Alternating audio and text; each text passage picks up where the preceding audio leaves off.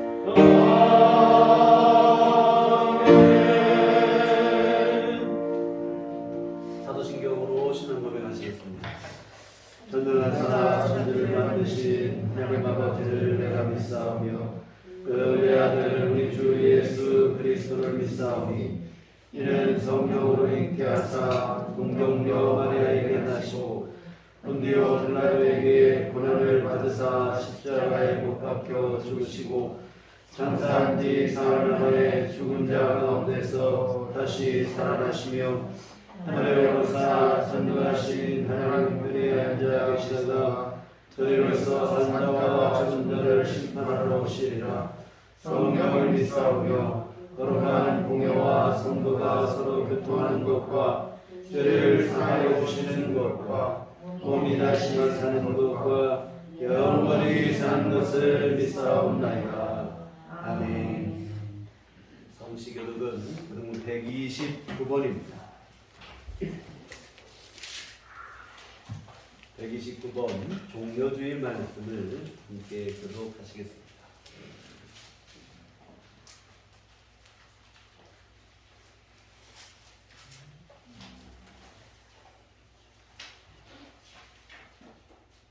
시온에 따라 크게 기뻐할지어다.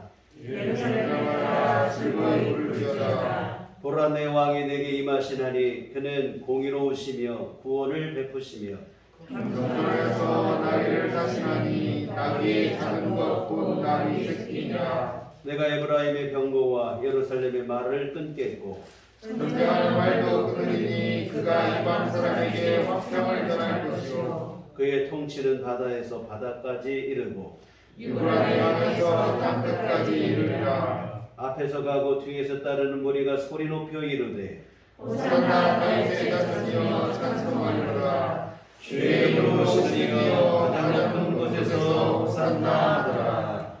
아멘. 성경은 찬송가 4장입니다.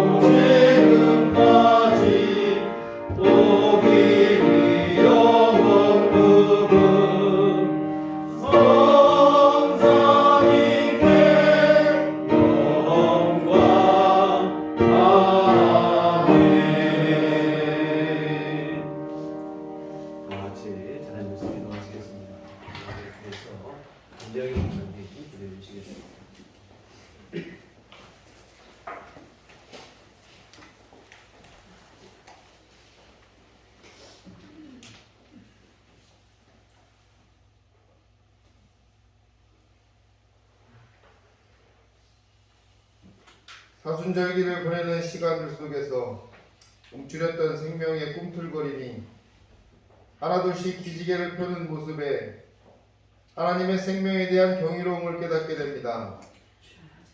어느 순간 터질 것 같은 꽃망울들을 보고 있자면 다시 이어지는 삶에 대한 희망의 노래를 듣게 됩니다.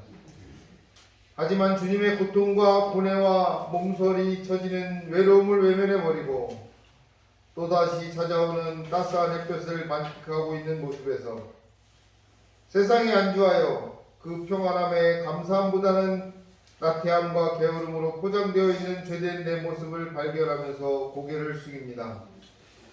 주님의 진정하고 간절한 인간 구원의 길을 향해 가슴 떨리는 두려움과 고통을 참으며 전진하는 길에 동참할 줄 아는 모습으로 우리가 변화되어지게 진리와 생명의 주님께서 지난 우리들의 모습을 용서하시고 주님의 구원의 손길에 응답할 수 있게 믿음을 더하여 주시옵소서. 종려주일 봄의 시작과 함께 주님의 부활을 꿈꾸는 거룩한 주님의 날, 주님의 전을 사모하게 하셔서 예배하게 하시니 감사드립니다. 우리가 겪는 세상의 모진 풍파와 고통도 예수 그리스도의 부활을 향한 여정으로 참을 줄 알고 예수 그리스도의 끝없는 구원의 열정을 바라보고 체험하여 그것으로 인해 새로운 봄을 바라보며 행복을 느끼게 하시옵소서. 오래된 어두운 터널에서 빠져나오는 기쁨의 환희를 누리게 하시옵소서. 이 나라와 이 민족도 주님의 인간 구원을 위한 고난의 시간들을 바라보며 인내할 줄 아는 족속으로 삼아 주시옵소서. 아직도 서로를 분열케 하고 서로를 의심하게 만들고 서로를 믿지 못하게 하는 세상의 사탄 마귀의 세력들의 음해와 거짓이 판치고 있지만 예수 그리스도를 믿는 믿음의 자녀들은 모든 것이 한순간에 이루어짐이 없음을 깨닫게 하시오. 서로 사랑하고 서로 이해와 양보로 다툼이 없고 평화와 협력으로 어려운 위기를 극복할 수 있게 진리와 생명의 주님 도와주시옵소서. 세상에 퍼진 코로나19로 인해 믿음의 자녀들뿐만 아니라 세상의 모든 족속들이 어려움에 빠져 힘들어하고 있습니다. 구원의 주님께서 이 어려움도 능히 이기게 하실 줄 믿습니다. 주님께 의지하는 절대적인 믿음으로 최후의 승리를 맛보게 하여 주시옵소서. 우리들 교회 주님의 핏값으로 세워주신 줄 믿습니다. 세상에는 아직도 개인의 영가를 위해 주님의 이름을 팔아먹는 도마와 같은 거짓 선지자들이 판치지만 우리들 교회는 주님의 사명을 받아 인간 구원의 방주로서의 역할을 잘 감당할 수 있게 도와주시옵소서. 어려운 이때에 이웃과 형제를 더욱 사랑하신 주님의 명령에 순종하는 우리들 교회와 성도들 되게 하시옵소서. 또 서로를 위해 기도하고 또 나누고 서로를 위해 사랑하고 위로하고 서로를 위해 보듬고 이해하는 주님의 사랑을 공유하며 실천하는 우리 모두가 되게 하여 주셔서 우리들 교회가 이 지역뿐만 아니라 어느 곳에서든 칭찬이 자자한 교회 되게 도와주시옵소서. 또 양적으로나 질적으로 성장 발전하여서 이웃에게 본이 되는 교회 되게 하여 주시옵소서. 우리들 교회를 통하여 주님을 만나 행복하게 하여 주시옵소서. 우리들 교회를 통해 주님을 만나 영적으로나 육적으로 물질적으로 모든 것이 회복되어지는 역사를 체험하고 또 이것을 증거할 줄 아는 이들로 우리들 교회가 가득하게 하여 주시옵소서. 오늘도 귀한 말씀 주심을 감사드립니다. 목사님을 통해 주시는 말씀에 귀 기울이게 하여 주시옵소서. 그 말씀에 세상에서의 상처가 치유되게 하시고 또 그 말씀에 아멘으로 응답하고 실천할 때 세상에서의 외로움과 소외와 어려움들이 해결되어져서 주님의 말씀 속에 길이 있고 생명이 있고 빛이 있음을 깨닫게 하여 주시옵소서. 오늘도 기도와 찬양과 말씀의 예배를 허락하심을 감사드립니다. 주님이 보내주신 성령의 도우심으로 진정하고 신령한 예배되게 하여 주시옵소서. 또 성령의 지심으로 기쁨과 만족이 넘치는 예배되게 하실 줄 믿습니다. 우리들을 구원의 방주에 태우시고 또 하나님 나라를 향해 모진 풍파를 이겨내시며 전진하시어 끝내 승리하시고 지켜주시는 우리의 예수, 구원의 예수, 생명의 예수, 진리의 예수 그리스도의 이름으로 간절히 기도합니다. 아멘.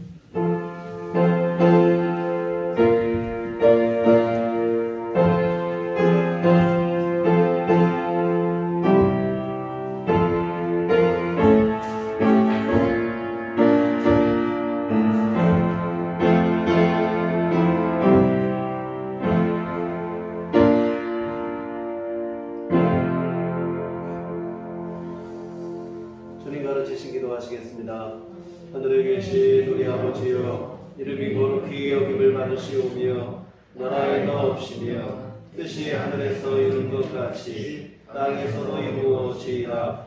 오늘날 우리에게 일용할 양식을 주옵시고 우리가 우리에게 죄 지은 자를 사하여 준 것 같이 우리의 죄를 사하여 주옵시고 우리를 시험에 들게 하지 마옵시고 다만 악에서 구하옵소서. 내게 나라와 권세와 영광의 아버지께 영원히 싸움나이다. 아멘. 이 시간 우리에게 주신 말씀은 신약성경 누가복음 23장 44절로 46절까지 보시도록 하겠습니다.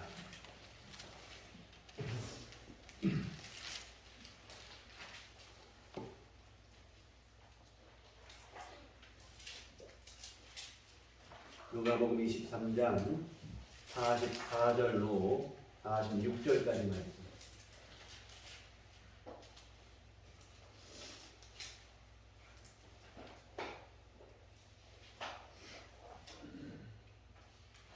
다 같이 한 목소리로 합독하시도록 하겠습니다. 때가 제60쯤 되어 해가 빛을 잃고 온 땅에 어둠이 임하여 제90까지 계속하며 성소의 휘장이 한가운데가 찢어지더라. 예수께서 큰 소리로 불러 이르시되 아버지 내 영혼을 아버지 손에 부탁하나이다 하고 이 말씀을 하시고 숨지시니라. 아멘. 우리 주님의 은총과 평강이 교회 여러분과들 함께 하시기를 기원합니다. 아멘. 오늘은 우리 예수님께서 십자가를 지시기 위해서 예루살렘 성에 입성하신 날을 기념하는 종려주일입니다. 예루살렘에 들어가실 때 예수님은 어린 나귀를 타시고 입성을 하셨는데, 이처럼 어린 나귀를 타고 들어오시는 예수님을 많은 무리들이 환영할 때 겉옷을 벗어 길에 깔고 흔들며, 또한 나뭇가지를 길에 깔았다고 되어 있는데, 그때 그 나뭇가지가 종려나무 가지, 이것을 기념하여 이름을 종려주일이라 이름을 하게 되어졌는데요. 이와 같은 예수님은 주일 일요일에 예루살렘 성에 입성하시고 그 주간에 금요일에 운명하시게 되는데, 이 목요일 밤에 겟세마네 동산에서 기도하신 후 붙잡히시고 밤새 신문을 받으신 후 금요일 아침 일찍 십자가형이 집행이 됩니다. 세상에 이렇게 재판이 빨리 끝나고 형이 확정되는 경우는 없는데, 이와 같은 예수님을 죽이려는 이들은 잘 짜여진 각본처럼 속전속결로 이 모든 일들을 집행을 하게 되어집니다. 이와 같은 예수님은 금요일 오전 3시 제3시라고 성경에 되어 있는데, 오늘날의 시간으로 환산하면 6시간을 더하면 됩니다. 오전 9시에 십자가에 못 박히셨고, 그리고 제6시 12시에 어둠이 온 천지에 짙게 내려앉았다 이렇게 되어 있습니다. 가장 밝아야 될 정오에 갑자기 해가 빛을 잃게 되어진 것이고, 그 어둠은 3시간 동안 진행되었고, 마침내 주님은 제9시 즉 오후 3시에 운명을 하시게 되는데, 그렇다면 예수님께서는 십자가에 달리셔서 운명하실 때까지 6시간 동안 십자가에 못 박힌 채로 고통을 당하셨다 이렇게 되어 있는데요. 근데 복음서에 보면 예수님이 십자가 위에서 6시간 동안 고생을 하시고 고난을 받으시면서 하신 말씀이 7가지 말씀이 복음서에 기록이 되어 있습니다. 그래서 이것을 흔히 십자가 위에서 하신 7말씀이라고 해서 오늘 설교 제목처럼 가상칠언이라 이렇게 되어 있습니다. 십자가 위에서 하신 7가지 말씀, 오늘은 이 7말씀을 순서대로, 시간의 순서대로 한번 살펴보도록 하겠습니다.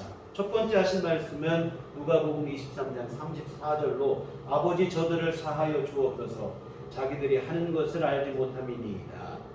예수님을 십자가에 못 박는 자들을 위해서 우리 주님께서 하신 기도인데, 이 사람들이 몰라서 이렇게 하는 일이니 하나님 아버지 이들을 용서해 주시라. 사실 예수님께서 자신을 붙잡아 부당하게 십자가에 못 박는 이들 분을 내고 저주를 퍼부어도 시원치 않은 상황인데, 주님은 오히려 그들을 위해서 용서의 기도, 중보의 기도를 드리고 계십니다. 여러분, 우리 주님의 사랑하심과 자비하심을 우리가 단적으로 알 수 있는 대목인데요. 예수님께서는 평소 제자들에게 원수를 사랑하거나 하시는 가르치심을 주셨는데, 이 가르침이 허공에 그냥 맴도는 메아리가 아니었던 거예요. 예수님은 진짜로 그 가르침을 가장 힘들고 어려운 자리, 십자가 위에서 몸소 실천해 보이신 것이라 이 말이죠. 하여튼 예수님은 책상머리에 앉아서 한가함께 원수를 사랑하라 이렇게 말씀하신 게 아니고, 진짜 원수를 만났을 때 어찌 보면 그렇죠. 또 진짜 그 사랑이 필요하고 용서가 필요할 때 몸소 주님께서 그 용서를, 사랑을 실천으로 옮기신 건데요. 사실 오늘 우리도 우리 주님의 이와 같은 사랑과 자비하신 덕분에 용서를 받고 구원받고 살아가는 줄 믿습니다. 여러분, 우리 주님의 이 귀한 은혜를 진심으로 감사하시고, 이제는 감사한 것에서 머물 게 아니라 더 나아가 우리 주님과 같은 그 용서의 마음을 우리 마음속에 품으셨으면 좋겠습니다. 주님께 용서받은 자답게 오늘 우리도 용서하는 삶을 살아야 됩니다. 오늘 우리가 용서가 참 필요할 때가 많은데, 용서를 잘 누구에게 받지도 못하지만 내가 또 누구를 용서할 때 용서를 잘 안 될 때가 많아요. 왜 그런가? 주님을 생각하지 않기 때문에 그런 것 같습니다. 단지 눈앞에 있는 그 사람과 나 둘만의 문제라고 생각하기 때문에 절대로 용서가 안 되죠. 손해보는 것 같고 절대로 그렇게 못하겠고 그런 마음이 든다 이 말입니다. 그러나 그 사람과 나 사이에 예수님이 계시다고 생각하면 상황은 완전히 달라지게 됩니다. 억울할 것도 없고 사실 분할 것도 없어요. 손해본다고 느낌을 가질 것도 없고. 왜 그런가? 오늘 우리는 주님으로부터 내가 누군가를 미워하고 용서하지 못하는 것보다 훨씬 더 큰 죄를 잘못을 이미 용서받았기 때문인 줄 믿습니다. 여러분, 오늘 우리가 예수님이 나를 용서하신 것을 기억하며 오늘 우리도 내가 누군가에게 미움과 분노가 일어날 때 용서의 마음을 품을 수 있었으면 좋겠습니다. 그리고 이처럼 용서하는 게 사실은 오늘 여러분 자신에게, 오늘 우리에게 유익이 돼요. 우리 마음속에 미움과 분노, 이 감정을 품고 있을 때 우리 영혼이 평안할 수가 없어요. 여러분, 예수를 그리스도로 믿는 순간 오늘 여러분 안에 성령께서 와 계신 줄 믿습니다. 근데 우리가 마음속에 미움과 분노를 품을 때 우리 안에 계신 성령께서 근심하시게 되고, 내 안에 성령이 근심하시는데 우리 안에 우리 영혼의 평강이 있을 수가 없다 이 말입니다. 여러분, 우리가 집안에서만 생각해도 보세요. 누구 한 사람만 울상이 돼 있어도 마음이 편치가 않아요. 우리 안에 성령께서 근심하시는데 우리 영혼의 평강이 주어질 수 없죠. 여하튼 여러분, 미움과 분노, 사실은 과거의 상처와 아픔에 우리 자신을 발목 잡아놓고 거기에 메어놓는 것 같은 우매한 일에 지나지 않습니다. 뭐 창살 없는 감옥이지만 어떤 감옥보다도 더 참혹한 감옥이 되는데, 우리 주 예수님의 그 용서하심, 그 용서를 실행할 때만이 그 감옥의 문을 열게 되어질 것이고, 우리가 그때 비로소 아픔과 상처로부터 자유하고 우리가 그 가운데서도 회복되는 은총을 누리게 되어질 줄 믿습니다. 사실은 용서가 다른 사람, 내 상대방을 살리는 것 이전에 사실 우리 영혼을 살리는, 나 자신을 살리는 일이 되어짐을 여러분 기억하시고, 혹시 여러분 살다 보면 왜 이런 일이 없겠습니까? 미움과 분노가 일어날 때 많죠. 치밀어 오고. 여러분, 그때마다 우리가 생각할 것은 뭐냐면 그 사람의 단점, 잘못, 이거 생각하면 용서가 절대 안 돼요. 우리가 그때 기억할 것은 뭐냐면 오늘 주님께서 하신 예수님의 기도, 정말 아버지, 저들이 알지 못해서 하니 저들을 용서해 주시라고 십자가를 못 박는 그들을 위해서 용서의 기도하셨던 예수님을 기억하셨으면 좋겠습니다. 그리고 주님의 그 사랑으로 내가 용서받았음도 잊지 않았으면 좋겠습니다. 두 번째 하신 말씀은 누가복음 23장 43절로 내가 진실로 내게 이르노니 오늘 네가 나와 함께 낙원에 있으리라 하신 말씀입니다. 빌라도와 대제사장들은 예수님을 십자가에 다는데 혹시라도 예수님을 십자가에 못 박는 일을 반대하는 이들이 있을까, 그 두려움 때문에 예수님은 죄 없이 죽는 게 아니다, 이것을 증명하기 위해서 다른 죄수들과 함께 십자가에 못 박습니다. 그래서 이 예수도 사실은 두 죄수들과 동일한 십자가에 죽을 죄인이다, 이것을 동일시하기 위해서 예수님을 두 죄수와 함께 십자가에 달리게 하셨는데, 그런데 여러분, 그중 한 죄수가 죽는 마당에도 불구하고 예수님을 조롱하고 비난하는 거예요. 회개하기는커녕 네가 그리스도냐, 너 평소 그리스도라고 하더니 그러면 너도 구원해보고 오늘 십자가에는 우리도 한번 구원해봐라, 예수님을 조롱하는 거예요. 그러자 다른 편의 강도가, 죄수가 뭐라고 하냐면 그러지 말라는 거예요. 우리는 우리 죄로 말미암아 이렇게 십자가에 죽을 만한 죄가 있어서 죽지만 이분은 절대 그런 분이 아니다 라고 하며 그를 꾸짖습니다. 그리고는 예수님을 향해 간절히 간구를 하는 거예요. 누가복음 23장 42절에 이르되 예수여 당신의 나라에 임하실 때에 나를 기억하소서 하니, 주님 나라에 이르실 때 나를 좀 기억해 주시라.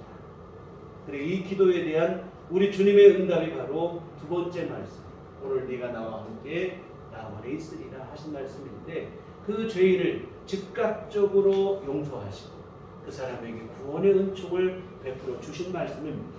근데 여러분, 이 누가복음이 이렇게 기록했지만 마태와 마가의 기록에 의하면 두 죄수가 사실은 처음에는 둘 다 예수님을 욕하고 비난했던 것으로 기록하고 있어요. 그래서 처음에는 두 사람이 다 예수님을 조롱하다가 나중에 한 죄수가 뒤늦게 깨닫고 예수님께 은혜를 구한 것인데, 이런 경우 어떤 마음이 듭니까? 한 입으로 두 말을 하는 사람, 우리가 여러분 어떻습니까? 잘 용납이 안 돼요. 그러나 예수님은 한 입을 가지고 두 말을 하고 있는 이런 사람이지만, 그러나 예수님은 이런 죄인까지도 용서해 주시는 거예요. 일평생 죄만 짓다가 인생의 마지막 죽음의 순간에 간신히 예수님을 찾고 주 앞에 나온 거예요. 십자가에서 방금 전까지도 예수님을 욕하다가 마지막 순간에 은혜를 구한 것이라 이 말. 이 면목 없는 일이고 염치 없는 일이라 이 말이죠. 그럼에도 불구하고 우리 주님께서 그 사람을 향하여 구원의 은혜를 베풀어 주신 줄 믿습니다. 사랑하는 성도 여러분, 우리 주님의 십자가 복음 안에서 용서받지 못할 죄인은 아무도 없는 줄 믿으시기를 바랍니다. 진심으로 죄를 회개하고 나오기만 하면 어떤 죄인이라도 값없이 용서받고 구원의 은혜를 누리게 되어집니다. 다만 문제는 뭐냐면 자기 스스로 의로운 줄 착각하는 거예요.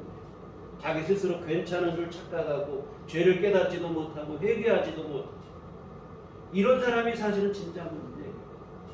그러나 아무리 큰 죄인이라고 할지라도 진심으로 자기 죄를 뉘우치며 주님의 용서의 은총을 간구하면 우리 주님은 분명하게 말씀하십니다.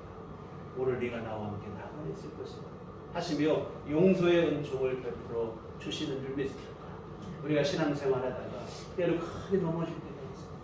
우리가 정말 신앙생활하다 믿음으로 살다가 믿음으로부터 낙오할 때 있고 넘어질 때 있습니다. 여러분 상관없습니다. 그럴지라도 주님 앞에 나오기만 하면 진심으로 나오기만 하면 우리 주님이 여러분을 다시 용납해 주시고 받아주시고 회복하시고 하나님의 자녀로서의 귀한 삶을 살아갈 수 있는 길로 다시금 들어서도록 인도해 주실 줄 믿습니다. 세 번째 하신 말씀은 예수님께서 어머니 마리아와 그리고 제자 요한에게 하신 말씀인데 예수님의 십자가 달리셨을 때 주변에 많은 구경꾼들이 있었어요. 대다수의 사람들은 예수님을 저주하고 조롱하고 그랬습니다. 그런데 여러분 그 수많은 무리 중에 예수님의 어머니 마리아 이만큼은 슬픔과 비통함을 감추지를 못합니다. 이 사랑하는 아들이 생각해 보세요. 33세 젊은 나이에 눈앞에서 죽어가고 있으니 어머니 마음이 어떻겠습니까? 참 미얀마에서 들려온 소식에 보니까 이 군이 닥쳤을 때 두려운 마음에 아기가 아버지 무릎에 앉아 있는데 그 애를 총으로 쏴 죽이는 정말 눈앞에서 자식이 죽는 걸 봤을 때 여러분 어떤 마음이겠습니까? 애 끊는 마음이라는 게 바로 그거예요. 애 끊는다는 건 창자를 끊어지는 고통이라 이 뜻인데요. 정말 애 끊는 그 마음이 되지 않겠습니까? 여하튼 예수님의 십자가에서 33살의 젊은 나이에 그 어머니 앞에 죽어가는데 그것도 그냥 죽는 게 아니라 누명을 쓰고 가장 치욕스러운 십자가형으로 죽어가고 있는 상황이니 정말 마리아의 마음이 날카로운 칼로 난도질 당하는 것 같은 느낌입니다. 예수님께서 아기 예수님을 할례를 받으러 갔을 때 시몬이라는 사람이 마리아에 대한 예언을 했었는데 뭐라고 했냐면 칼이 내 마음을 찌르듯 하리라 했는 예언인데 그 예언대로 되는 거예요. 정말 그 칼로 마음을 찌르듯 하는 고통이 있습니다. 여하튼 사랑하는 아들이 죽어가는 것을 바라보는 어머니 마리아의 심정, 비통함 그 자체이고 이런 어머니를 바라보실 때 주님께서도 안타까운 마음인 거예요. 십자가를 지는 것이 세상을 구원하는 길이니 이 길을 가시는 게 마땅한데 그러나 한 가지 마음에 걸리는 것은 자식 잃고 비통해하는 어머니를 생각하면 마음이 안타깝다 이 말입니다. 이에 예수님은 어머니 마리아를 제자 요한에게 부탁하시는 거예요. 예수님은 요한을 가리키며 어머니 마리아에게 뭐라고 하냐면 이제부터 요한이 어머니의 아들입니다. 이렇게 얘기를 하시는 거예요. 요한복음 19장 26절에 예수께서 자기 어머니와 사랑하시는 제자 요한이 자기 이름을 쓰기 싫어서 이렇게 썼는데요. 사랑하시는 제자가 곁에 서 있는 것을 보시고 여자여 보소서 아들이니이다 하시고 뭐냐면 요한을 가리키면서 어머니 이제부터는 요한이 어머니 아들입니다. 이렇게 말합니다. 이어지는 27절에 또 그 제자에게 이르시되 보라 내 어머니라 하신데 그때부터 그 제자가 자기 집에 모십니다. 요한에게는 뭐라고 하냐면 어머니 마리아를 가리키면 요한아 이제부터는 이분이 네 어머니시다 이렇게 일러주시는 거예요. 여하튼 주님은 슬픔에 잠긴 어머니 마리아를 사랑하는 제자 요한에게 부탁을 합니다. 여러분 이것이 바로 예수님의 극진한 효심을 볼 수 있는 장면인데요. 여러분 사람이 죽어가는 고통 속에서 제 아무리 부모님이라고 해도 생각할 겨를이 없죠. 사람은 뭐 단순히 이기적이거든요. 육신의 본성이라는 것은. 내가 지금 당장 죽겠는데 부모님이 눈에 들어오겠냐 이 말이에요. 그런데 우리 예수님은 십자가의 그 모진 고통 속에서도 어머니 마리아의 아픔과 고통을 외면하지 않으시고 정말 진정한 효도가 무엇인지를 명확하게 보여주셨는데요. 흔히 기독교를 불효의 종교라고 오해를 합니다. 뭐 제사 안 지낸다는 이유 때문에 그렇게 되는데, 근데 여러분 그렇지 않아요. 우리 예수님이 진정한 효자이셨습니다. 또한 하나님께서는 십계명을 명하실 때 사람들과의 관계 속에서 지켜야 될 계명 중 으뜸으로 뭘 꼽으셨느냐? 내 부모를 공경하라 하시는 말씀이었습니다. 이 효도를 하나님도 예수님도 절대 소홀히 하지 않습니다. 예수 믿는 성도들은 믿음 안에서 더욱 부모를 공경하고 효심을 다하고 해야 될 줄 믿습니다. 여러분, 그래서 부모님이 살아계시다면 최선을 다해서 섬기시기를 부탁을 드립니다. 나중에 돌아가시면 참 후회가 되고 그러지 못하는 상황이 될 때 후회가 되는데요. 할 수 있을 때 최선을 다하시고, 혹시 돌아가셨으면 괜히 제사 지낸다고 소란 피우지 마시고 여러분 신앙생활 잘 하시길 부탁을 드립니다. 여러분 신앙생활 잘하는 게 사실은 최고의 효도예요. 왜 그런가 하면 여러분 부모님들이 자녀에게 큰 소망하는 게 뭡니까? 부모에게 잘하는 게 아니고 자식이 잘 사는 거예요. 부모가 생각할 때 자식들이 부모에게 잘하고 이거 여러분 귀한 일이고 감사한 일이지만 부모의 첫 번째 마음은 뭐냐면 자식들이 잘 사는 거예요. 근데 여러분 잘 살고 잘 되는 것 중에 으뜸이 뭔지 아십니까? 뭐 돈 많이 벌고 성공 출세 이거 이전에 예수 믿어서 영생을 확신하는 삶을 살아가는 것이 줄 믿습니다. 그러므로 여러분 돌아가신 부모님께 나중에 죄책감 때문에 제사상 땅 부러지게 살기 여러분 이게 효도가 아니에요. 정말 여러분 가장 좋은 효도의 길은 예수 믿는 믿음 안에 신앙생활 잘하는 일일 줄 믿습니다. 여하튼 우리 주님은 십자가 위에서도 그 어머니를 외면하지 않으신 거 잊지 않았으면 좋겠습니다. 네 번째 하신 말씀이 이제 마태복음 27장 46절인데 제9시쯤에 예수께서 크게 소리질러 이르시되 엘리 엘리 라마 사막다니 하시니 이는 곧 나의 하나님 나의 하나님 어찌하여 나를 버리신나이까 하는 뜻이라. 여러분 예수님의 십자가 죽으심은 정말 실제이고 사실입니다. 신이 사람이 되셔서 연약한 육신으로 십자가의 모진 고통을 감내해내셨는데 더 중요한 사실은 뭐냐면 이 순간 예수님은 실제로 완전한 죄인으로 십자가에서 징벌을 받으셨다고 하는 사실입니다. 예수님께서 십자가 지실 때 하나님께서 예수님 가련하고 불쌍하고 긍휼과 연민의 마음으로 바라보시면서 하신 게 아니에요. 하나님께서는 진짜 그 순간 죄인을 징벌하는 심판자의 마음으로 무섭게 진노를 다 쏟아부으시고 우리 예수님은 그 죄값을 철저히 십자가에서 다 감당하시고 받으셨다고 하는 사실입니다. 여하튼 여러분 예수님은 십자가에 달리시는 동안 철저한 죄인으로 징벌을 받으셨어요. 그 증거가 바로 오늘 네 번째 말씀 엘리 엘리 라마 사박다니 하시는 주님의 절규인데 나의 하나님 나의 하나님 어찌하여 나를 버리셨나이까.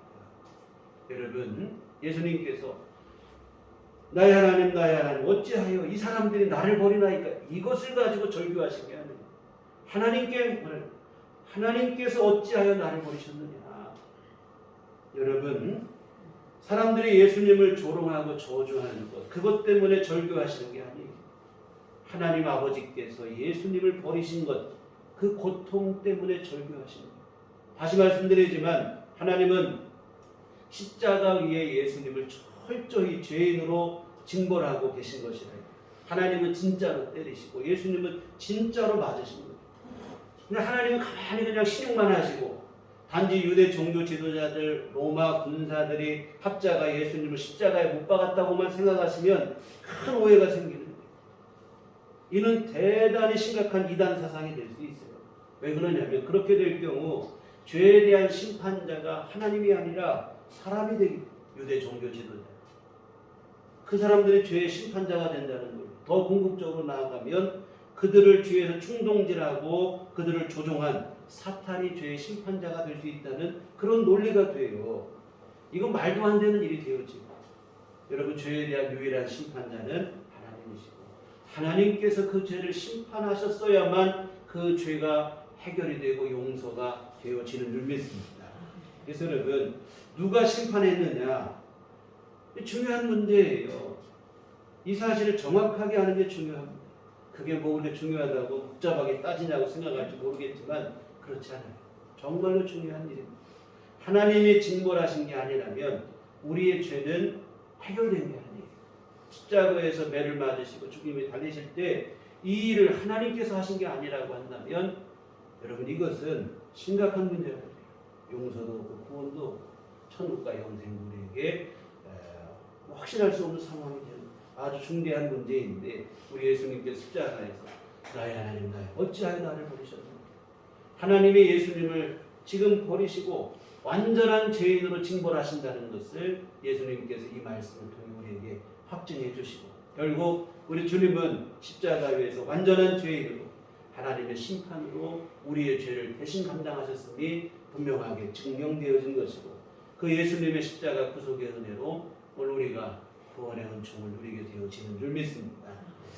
다섯 번째 말씀은 요한복음 19장 28절인데, 그 후에 예수께서 모든 일이 이루어진 줄 아시고 성경을 응하게 하려 하사 이르시되 내가 목마르다 하시니, 내가 목마르다 하신 게 주님이 십자가에서 하신 다섯 번째 말씀인데, 이 말씀은 요한복음에만 기록되어 있어요. 다른 복음서에서는 언급이 되어 있지 않고 요한만이 이것을 기록했는데, 그럴 만한 이유가 있어요. 다른 복음서 저자들은 예수님이 내가 목마르다 하신 말씀 별로 그렇게 중요치 않게 생각을 했는데, 요한은 이 말씀을 중요하다고 생각하고는 기록해 놓았는데, 이유가 뭐냐면, 여러분, 요한복음은 마태마가 누가 요한복음 4개 복음서 중에 가장 나중에 기록이 됐어요. 그리고 요한복음이 기록될 가장 나중에 기록될 그 당시에는 이미 교회 안에 이단도 생겼을 때라 이 말입니다.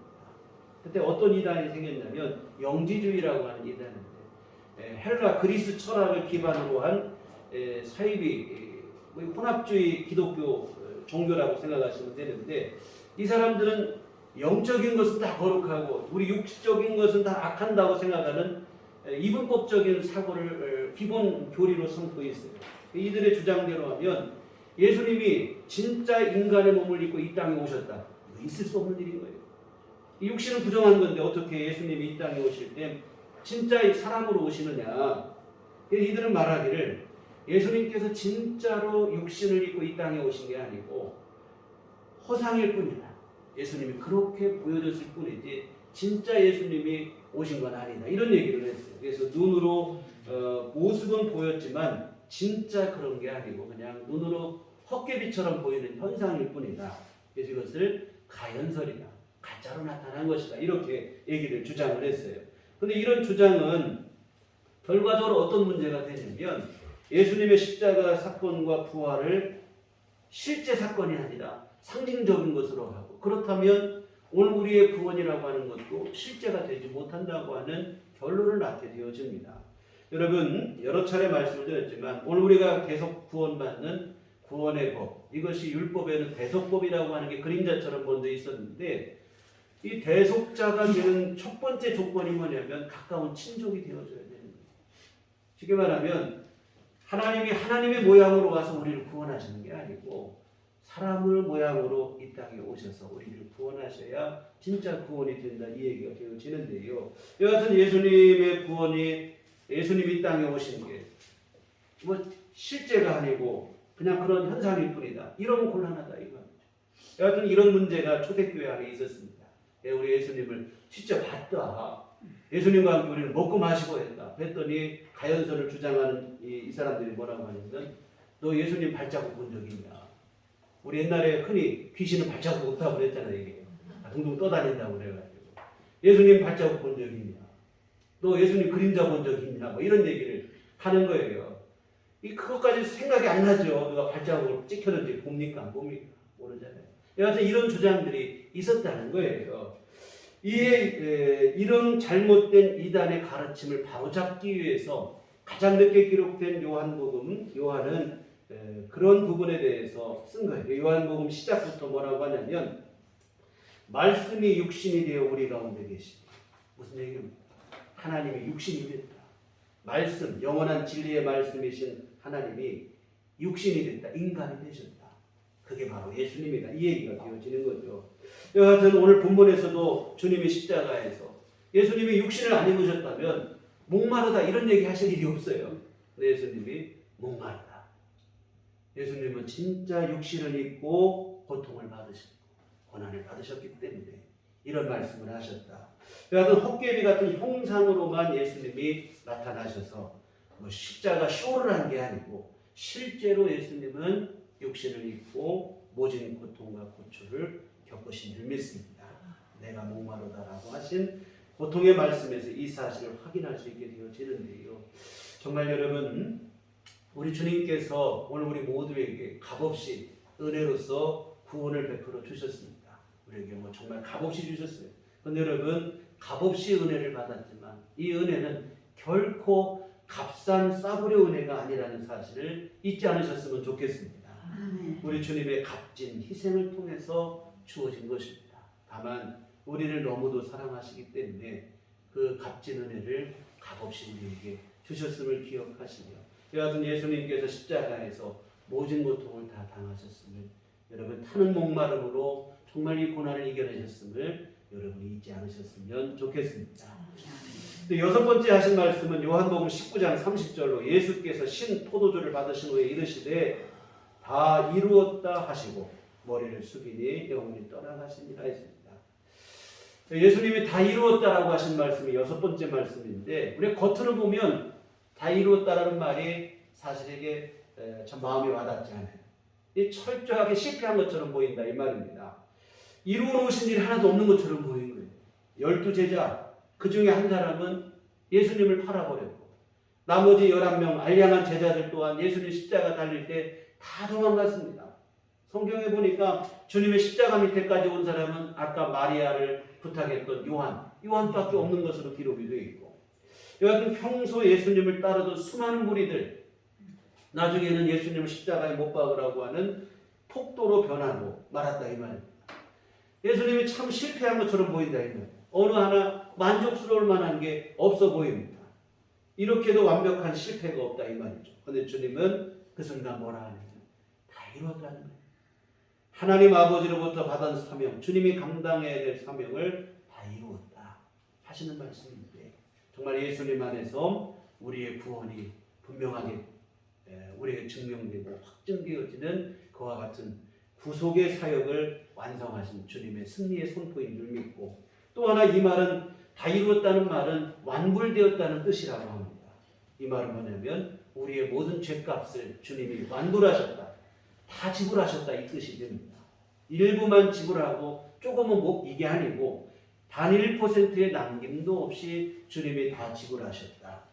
여러분 모든 죄를 해결하신 거예요. 우리가 할 일은 뭐냐면 예수님의 십자가 은혜를 믿는 일뿐인 줄 믿습니다. 여러분 우리가 뭐 죄를 갚기 위해서 내 죄를 해결하기 위해서 열심히 하다 못하는 부분 그것만 예수님께 맡기는 게 아니에요. 여러분 죄의 문제에 있어서만큼은 전적으로 주님의 십자가 은혜를 의지하여 용서받는 삶을 살아가는 것이고 여하튼 예수님은 추후에 남김없이 완불했다. 모든 죄값을 지불하셨다. 우리 죄를 사했다고 선언을 하십니다. 또한 이 말은 어떻게도 생각해 볼 수 있냐면 주님께서 이 땅의 모든 죄인의 죄값을 지불하셨다. 우리 개인의 한 사람만이 아니라 모든 사람의 죄값을 지불했다. 다 지불했다. 이렇게도 우리가 이해를 할 수 있는데 누구의 죄만 위해 돌아가신 게 아니라 모든 이의 죄를 위해 죽으셨다 하시는 것이라 이 말입니다. 이 땅의 모든 사람들의 죄를 다 지불하시고 그래서 여러분 우리 그런 생각이 있어요. 어떤 사람은 그런 사람 만나본 적이 있어요. 내가 얼마나 죄가 많은데 나 같은 사람은 용서받지 못한다. 이렇게 말씀하시는 분을 본 적도 있어요. 또 어떤 사람들은 그런 얘기를 자신이 아니라 다 구원받고 용서받아도 그 사람은 안 될 거라. 이렇게 우리가 말하기도 하는데 오해입니다. 여러분 앞에서 보신 것처럼 일평생 죄만 짓다가 십자가에 달려 죽는 죄수도 주님은 용서하신 줄 믿습니다. 또한 주님을 십자가에 못 박는 자들을 위해서도 용서의 기도를 들으신 게 우리 예수님입니다. 여러분 주님의 십자가는 모든 사람의 죄를 다 해결하신 줄 믿습니다. 그러므로 누구든지 예수님 앞에 나오면 구원받을 수 있는 줄 믿습니다. 마지막으로 완골되었다는 것에서 또 한 가지 똑같은 얘기지만 한번 또 다른 면에 생각해 본다면 우리의 모든 죄가 용서됐다. 오늘 우리가 여러분 어떤 때 그런 생각이 있어요. 다른 건 몰라도 이 죄는 용서받지 못할 거다. 그래서 주님 앞에까지 내놓지 못하고 숨기는 경우도 있고 설령 회개했다고 해도 용서에 대한 확신이 없기도 한다 이 말입니다. 제가 중학교 다닐 때 교회에서 이제 학생부에서 수련회를 가면 요즘은 그런 거 안 하는데 옛날에는 꼭 그걸 했어요. 마지막 캠프파이어 할 때 십자가 하나 거기다가 자기 죄를 써가지고 불로 탁 태워버리는. 사실 이게 여러분 우리 한국교회 초기 때부터 이런 우리 초지 문화가 있어가지고 우리나라에 이런 일이 있어서 선교사들이 이거 이단적인 행위다 하지 말라 이렇게 했었는데 사실 이거 뭐 불태워올린다고 이게 죄가 사라지는 게 아니거든요. 죄가 사라지는 것은 주님의 구속의 은혜로 되는 것이죠. 여하튼 그런 거를 했어요. 그때 하면 써서 걸어서 불로 태우면 마음이 시원한 거예요. 죄가 막 올라가면 죄가 다 사라지는 것 같고 막 그래요. 근데 또 웃긴 게 뭐냐면 다음에 또 가면 똑같은 죄를 또 써서 내는 것도 있고 용서가 됐나 안 됐나 확실히 안 된 것 같아가지고 또 써서 또 내고 시원하지가 않아요. 여러분 그렇지 않아요. 용서받지 못할 죄는 없는 줄 믿으시길 바랍니다. 우리 주님이 다 이루셨다고 하시는 말씀. 우리 모든 죄는 완분하셨느니라.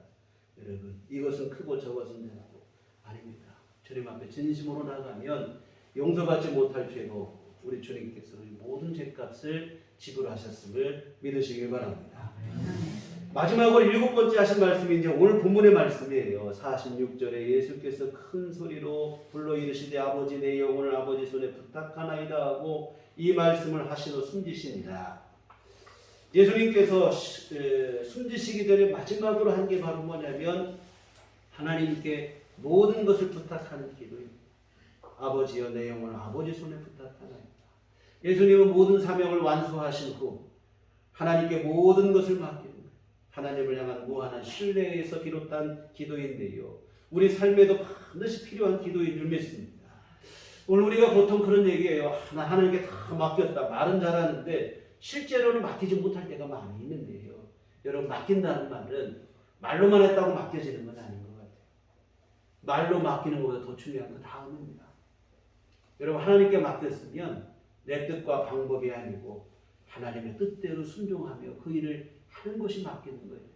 말로는 하나님께 맡겼다고 해놓고는 할 때는 내 마음대로 여러분이 맡긴 게 아니에요. 그리고 여러분 더 중요한 것은 뭐냐면 결과에 대한 승복인데 하나님께서 어떤 결과를 주시든 내가 그게 최선인 줄 믿고 믿음으로 승복하고 수용하고 받아들이는 것이 진정한 맡기는 것인 줄 믿습니다. 우리 예수님께서 십자가의 죽으심까지도 끝까지 순종하셨던 것처럼 이게 진짜로 하나님께 맡기는 일이에요. 여하튼 여러분 우리가 늘 기억할 것은 뭐냐면 우리 하나님은 우리의 영혼까지도 또한 이 땅의 삶뿐만 아니라 영원까지도 책임지시는 하나님이신 줄 믿습니다. 이 하나님을 신뢰하며 하나님께 맡기는 건데 오늘 당장에 이것 맡겼다 말았다 이게 아니고 여러분 오늘의 삶뿐만 아니라 영원까지도 하나님께 맡기고 살아가는 것 이게 성도의 삶일 줄 믿습니다. 그래서 여하튼 우리가 이 땅을 살아가는 동안 하나님 앞에 모든 것을 의탁하시고 하나님 앞에 모든 것을 맡기고 기도로 나가시며 마지막 주님이 부르시는 순간에도 오늘 우리 주님처럼 하나님께 모든 것을 의탁하며 우리 삶을 마무리할 수 있었으면 좋겠습니다. 이렇게 산다면 이게 정말 가장 복된 인생이 되어질 줄 믿습니다.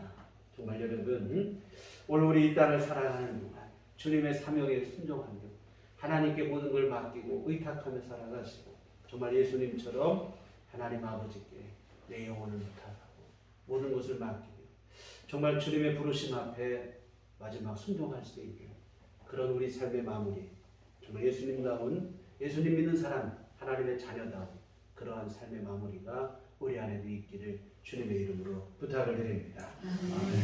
정말 여러분 오늘 우리 십자가 위에서 선포하신 예수님의 7가지 말씀 시간 관계상부터 정확하게 말 못하고 이렇게 짧게 살펴봤는데요. 여러분 말씀마다 녹아져 있는 게 바로 뭐냐면 오늘 우리를 향하신 주님의 사랑이요 자비하심이요 은총인 줄 믿습니다. 여러분 이 큰 사랑으로 오늘 우리가 구원받았음을 믿으시고 감사하시며 우리 앞으로 한 주간 고난 주간인데 금주 한 주간 동안 정말 예수님이 하신 이 말씀을 좀 묵상을 하는 시간이 되었으면 좋겠습니다. 그래서 여러분 주님의 귀하신 은혜, 주님의 귀한 사랑을 마음에 깊이 새기는 그러한 시간이 되시고 정말 여러분 그 귀한 사랑을 소중히 여기시며 감사하는 마음으로 우리 삶을 또한 그리고 더 중요한 것은 이 고난 주간 한 주간 동안 주님의 귀하신 은총과 희생 그 앞에 부끄럽지 않은 삶을 내가 살아야겠다 하는 그러한 각오와 다짐을 하는 그런 의미 있는 시간이 됐으면 좋겠습니다. 하여튼 여러분 주님의 은총 그 희생 그 사랑을 여러분 묵상하시며 정말 주님 앞에 더 가까이 나아가시고 주님의 빛 가운데 나아가시는 그런 삶이 되시어서 주님의 인도하심 앞에 빛된 삶을 살아가는 우리 모두가 됐으면 좋겠습니다. 자, 오늘 아침에 느낀 거예요. 오늘 아침에 제가 차원행을 가다 느낀 게 뭐냐면 그 도로에 들어갔더니 도로 양쪽으로 은행나무가 있어요. 근데 이쪽은 건물이 있으니까 그늘이 지고 이쪽은 햇빛이 들어오는데 햇빛이 들어온 쪽은 벌써 파릇파릇 잎이 나오고 근데 건물의 이쪽에 가려서 그늘진 곳에는 아직 그냥 벌거숭이 나무 그대로예요. 그걸 보면서 드는 생각이 빛이 참 중요하구나. 빛이 드는 삶이 얼마나 중요한가.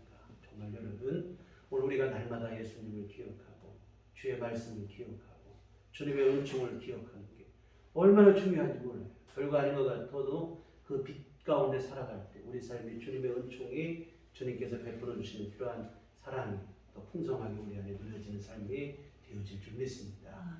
오늘 한 주간 한 주간 여러분 의미 있는 시간이 되시기를 부탁을 드립니다. 기도하시겠습니다. 하나님 아버지 참으로 감사를 드립니다. 오늘 우리 안에 부족하고 연약하고 죄 많은 모습이 있음에도 불구하고 우리를 사랑하시고 십자가에 우리 죄를 대신하여 죽기까지 사랑해 주심을 감사를 드립니다. 아버지 하나님 주님은 할만하시어 십자가를 지신 게 아니라 우리 주님께도 고통이 되시고 고난이 되시고 힘든 그러한 두려운 일이 되심에도 불구하고 우리를 향한 사랑으로 이 모든 고통과 고난을 감수하시고 승리하시어 십자가를 감당하시고 우리에게 구원의 은총을 값없이 주신 줄 믿습니다. 이 귀한 은혜를 기억하고 우리 늘 감사하게 하여 주시옵시고 주님의 귀한 십자가 은혜 앞에 부끄럽지 않도록 우리 삶을 믿음으로 살아낼 수 있도록 주여 도와 주시옵소서. 예수님 이름으로 기도했습니다. 아멘. 찬송가 우리 149장 찬송가 149장 찬송하시겠습니다.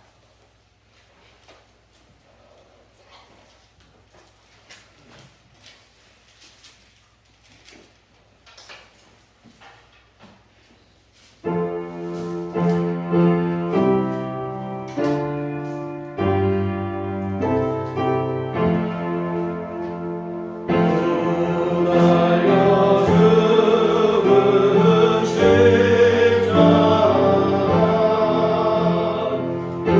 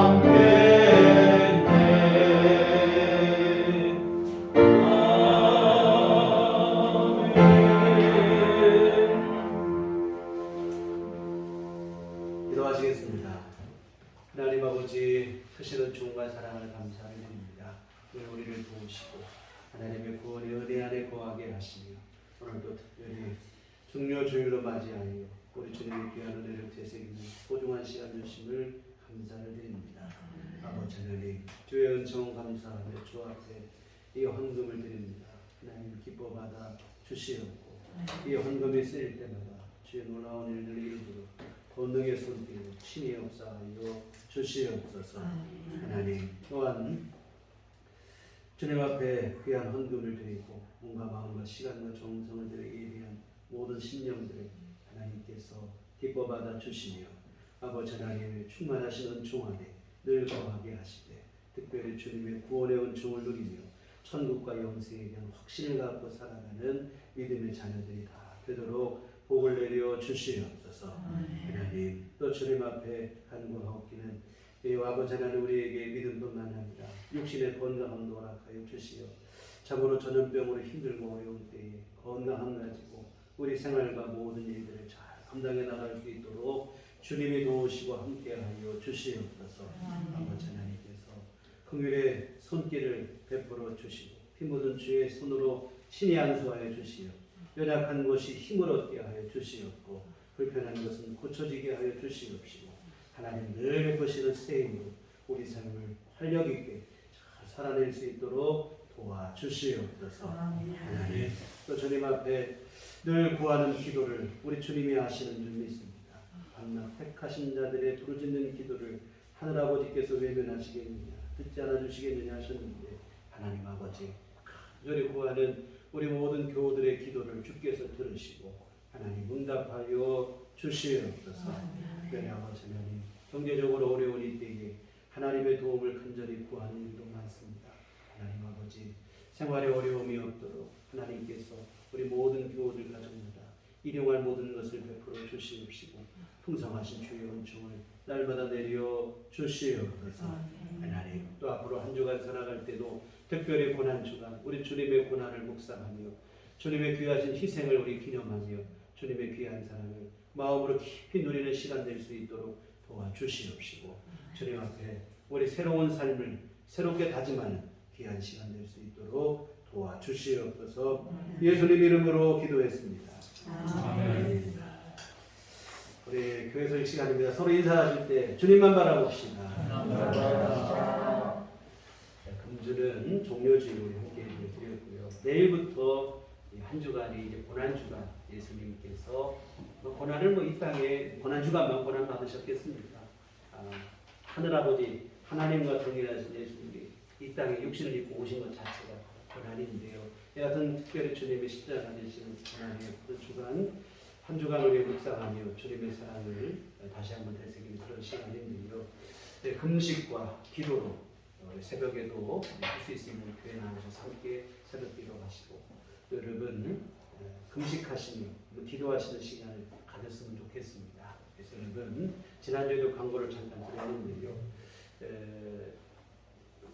TV 보면서 이제 제가 단순히 드는 생각으로 해서 이번 고난주간에는 우리가 금식 헌금을 하면 거기를 좀 도우면 좋겠다는 생각을 한 데가 뭐냐면 선한 영향력 가게라는 게 있어요. 이게 뭐냐면 결시가도 학교를 가서는 도시락을 먹고 이렇게 했는데 코로나 때문에 학교를 못 가고 이렇게 되면 카드로 나오는 것 같아요. 그래서 카드로 나오면 식당에 가서 그걸로 밥을 먹고 할 수 있는데 한 끼 나오는 카드 액수가 지자체마다 다른데 식당에 사 먹을 수 있는 액수가 안 된다는 거예요. 식당에 여러분 최소 6,000원, 7,000원 이렇게 되는데 보통 4,000원, 5,000원밖에 안 됩니다. 이틀을 모아서 아니면 친구끼리 같이 모아서 이렇게 한다고 하는데 이것이 안타까운 마음에 서울에 있는 어느 파스타 가게 사장님이 누구든지 카드만 갖고 오면 그냥 내가 무료로 식사를 제공합니다. 이 선한 영향력이 정말 많은 사람에게 뻗쳐져서 그 일에 동참하고자 하는 음식점뿐만 아니라 학원도 있고 정육점도 있고 어떤 데는 보니까 운동하는 데도 있고 여러 가지가 있어요. 그래서 이런 가게들이 있더라고요.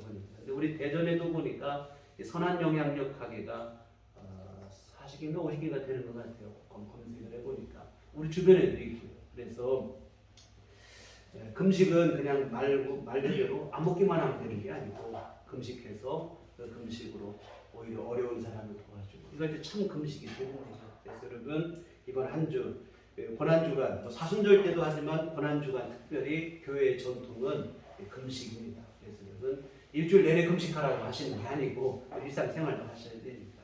하루에 한 끼. 또 정여도 어려우시면 예수님께서 고난당하신 금요일 날이 예수님 십자가 지신 날이거든요. 주님 순환 받으신 순환일 금요일에 하루만이라도 우리가 한 끼 금식을 하고 이렇게 하셨으면 좋겠습니다. 그래서 여러분이 금식을 하시는 분들은 금식하는 것을 우리가 헌금, 부재 헌금 봉투를 뒤에 준비해 놨어요. 금식 헌금은 따로 금식이라 쓰지 마시고 부재 헌금 봉투에다가 금식하는 것을 내가 뭐 한 끼 금식한 것 내가 한 끼당 얼마, 여러분 뭐 이게 그건 각자 나름대로 기준에 따라서 그 액수를 정하셔서 하시면 그거는 전부 수합을 해서 우리 주변에 있는 선한 영향력 가게 한 곳을 선정해서 이렇게 거기 후원을 해서 더 많은 아이들에게 식사를 함께 제공할 수 있는 그런 일을 할 수 있도록 사용하도록 하겠습니다. 그래서 여러분 한 주간 금식하시며 또 기도하시며 주님의 고난을 묵상하는 의미 있는 그런 시간이 되시기를 부탁을 드립니다. 돌아오는 다음 주일이 이제 부활주일입니다. 교회 최대 명절이에요. 우리 보통 말하면 설날 추석하면 교회는 성탄절 부활절이 설날 추석과 같은 교회 2대 명절입니다. 우리 부활절 우리 온 교우들이 함께 기쁨으로 나와서 우리 주님의 부활을 기뻐하고 주께서 부활하신 우리 허락하신 구원의 은총을 감사하는 그런 예배 함께 드릴 수 있도록 여러분 기도해 주시고 다음 부활주일 예배를 우리 고난주간 잘 보내시면 부활절이 큰 기쁨으로 우리가 함께 예배를 드리게 되어질 줄 믿습니다. 함께 동참해 주시기를 부탁드립니다. 우리 다 같이 자리에서 일어나셔서 서로를 축복하시는 평안을 너에게 주노라 함께 찬양하시도록 하겠습니다.